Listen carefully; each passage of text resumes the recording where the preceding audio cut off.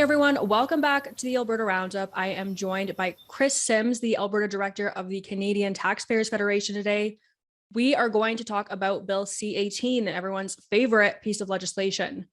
Not obviously, Kris, we are very concerned about C-18 over here in the media. There's a lot of uncertainty about exactly what it will do. But we do know that Facebook and now Google have said they are just simply not going to allow link sharing to news platforms, which is, of course, a big problem for us. Then, of course, Heritage Minister Pablo Rodriguez stepped in and said, don't worry, if you guys are not able to have money from this legislation, like we said it would do, we will step in and help you out. Kris, can you explain why that's a problem? Well, I think a lot of us saw this problem coming, and it was interesting to see people from the so-called left and right all pleading with the federal government at the same time, saying this is a disaster waiting to happen. So big tech giants, typically like Google and Facebook, don't stay up at night worrying about whether or not Canadian newsrooms are getting per click revenue. That's just a rounding error, really, when it comes to their bottom line. So it doesn't seem like they're super interested in paying for links. And so now, like you said, the Heritage Minister piped up and said, oh, don't worry. We need to make sure that these newsrooms stay open. Who's we? The government, I guess, and we are going to make sure that you have the resources you need. Now, resources, of course, is government speak for taxpayers' money. This is a huge problem for two major reasons. One, as a longtime, lifelong journalist myself, it's wrong for journalists to be paid by the government, period. You cannot hold a government to account if you're counting on that government for your paycheck. So that doesn't fly. And two, there's no way that taxpayers should be on the hook to fund media companies and keeping newsrooms open. That is not the role of the taxpayer here. And so we're coming after this for two major reasons. One is accountability, and the second is the cost. When we're talking about the cost, we know that taxpayers are already doing so much to keep these failing legacy media outlets afloat. We have the just under $600 million bailout that the federal government promised to journalism companies. We know that's been paid out over the past couple of years. Do you know what the cost of that actually boils down to per newsroom? That's a great question. So it was Canada Land that actually sat down and did the math. So credit to them.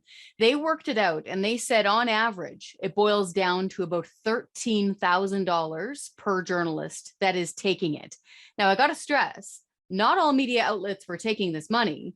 But the problem, as you well know, with journalism is the perception, right? It's the perception of bias. It's the perception of ethics that erodes trust. So if everybody just assumes that, say, a broadcaster, a mainstream network broadcaster is taking taxpayers' money, they're going to go with that and they're going to think that, and that's going to erode trust. And let's get down to the exact cost here with $13,000.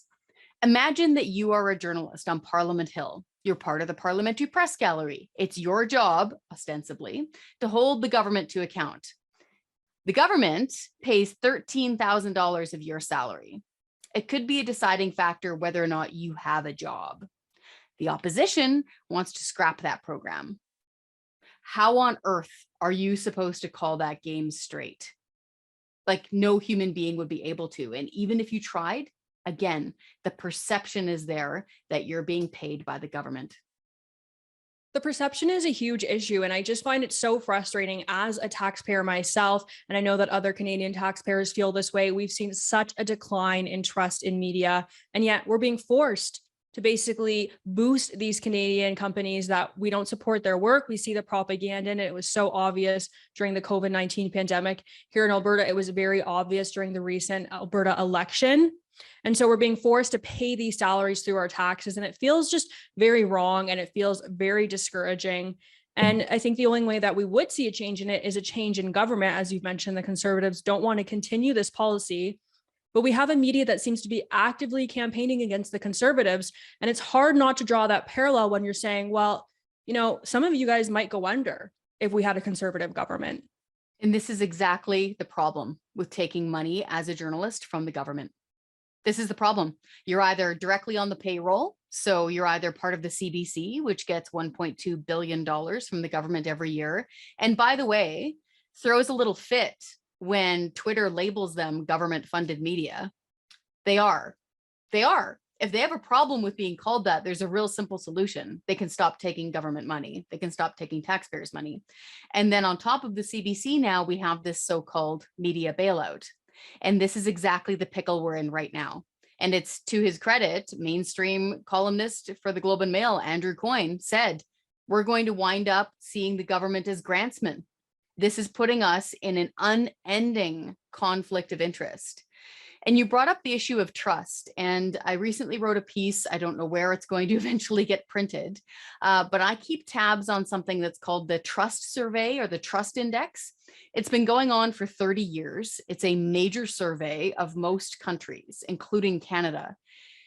Rachel, it just took my breath away because a couple of years ago, around 40% of polled Canadians thought that journalists were, quote, deliberately trying to mislead them with things they know to be false. So I'm not talking mispronunciation, accidental number screw up, typo, none of that. That still keeps journalists up at night, or it should. None of those accidents. I went back and checked that stat, the most recent one that's there. More than 60% of Canadians now think that journalists are actively trying to mislead them with statements they know to be false. Like, that's just shattering. If you think about all the different types of jobs that journalists have, you can cover City Hall, you can be covering like brutally difficult court cases where you have to be accurate, even things like, you know, massive weather warnings of, oh my goodness, like there's a tornado warning, things like that of your day to day. Now, 60% of Canadians think that they're telling a fib. This is a really major crisis. And from the taxpayer's perspective, two of the major elements that need to change here are no government funding, because that will save us money, but also no government funding because we need to try to get some of that accountability and trust back. Yeah, those numbers are absolutely staggering, but honestly, not terribly surprising. Canadians aren't just jumping to these conclusions on their own. They actually have reason to believe them. I myself have spoken and written publicly about the censorship I experienced during the COVID-19 pandemic, trying to cover things that were critical of lockdowns and of vaccine mandates. This, of course, was while I was still working within the mainstream media. And in recent months, we've had, the inquiry into the COVID-19 pandemic. We've had a lot of journalists that worked at big legacy media outlets like Global and CBC say there was censorship and we were told to cover these things from a certain way, with that way, of course, being pushing the government narrative. So Canadians are educated and they are coming to these conclusions based on the evidence that's all around them.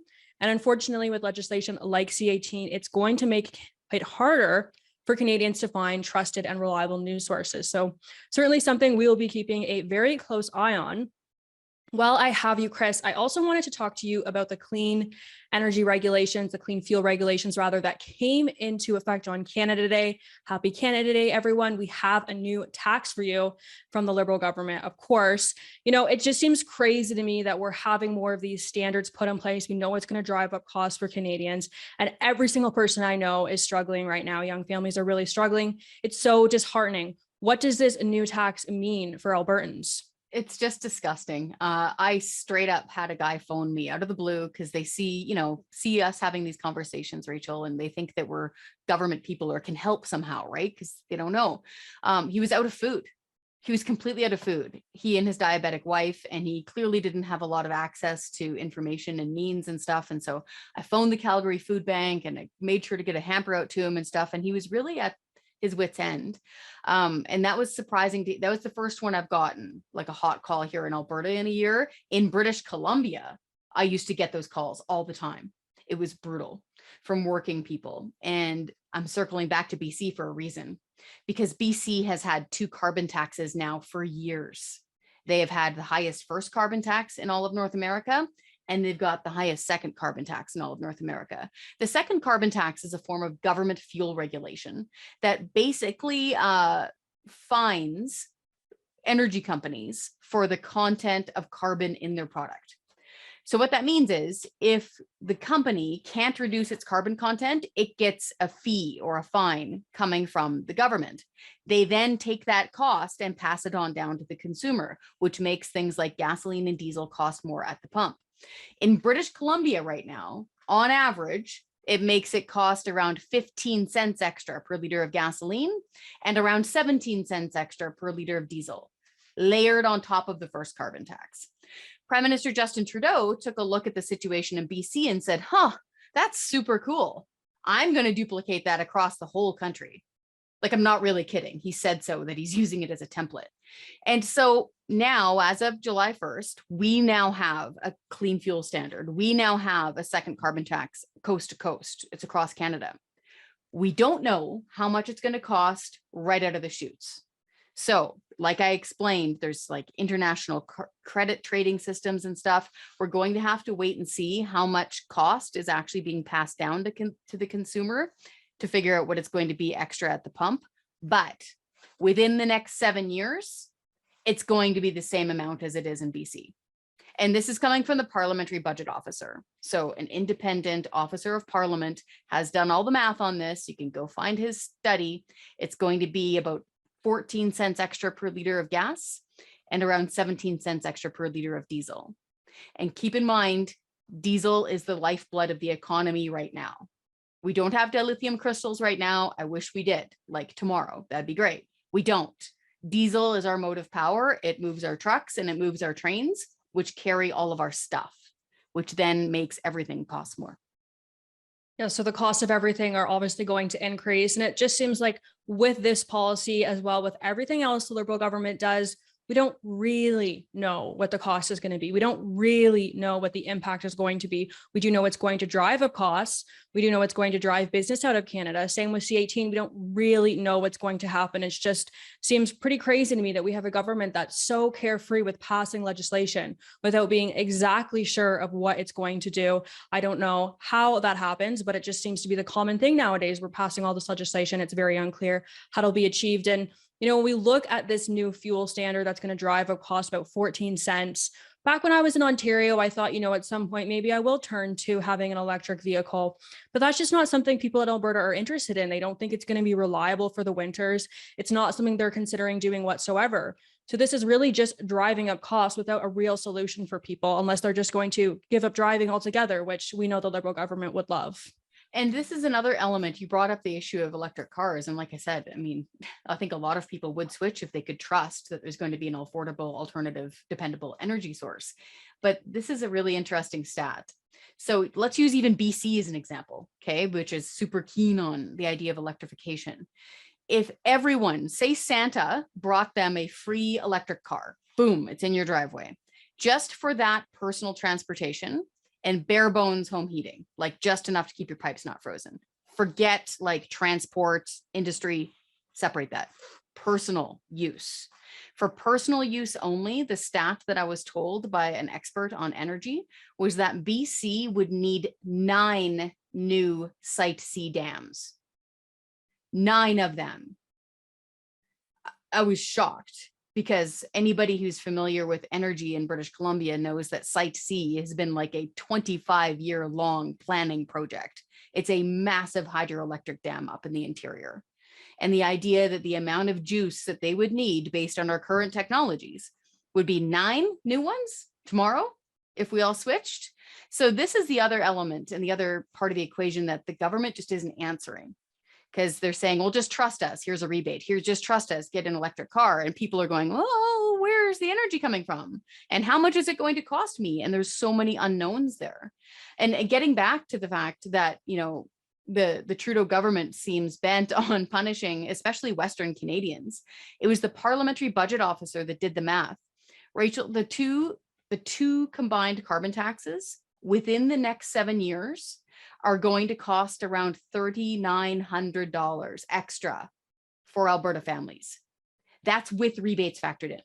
Net, it's going to cost us almost $4,000 per Alberta family.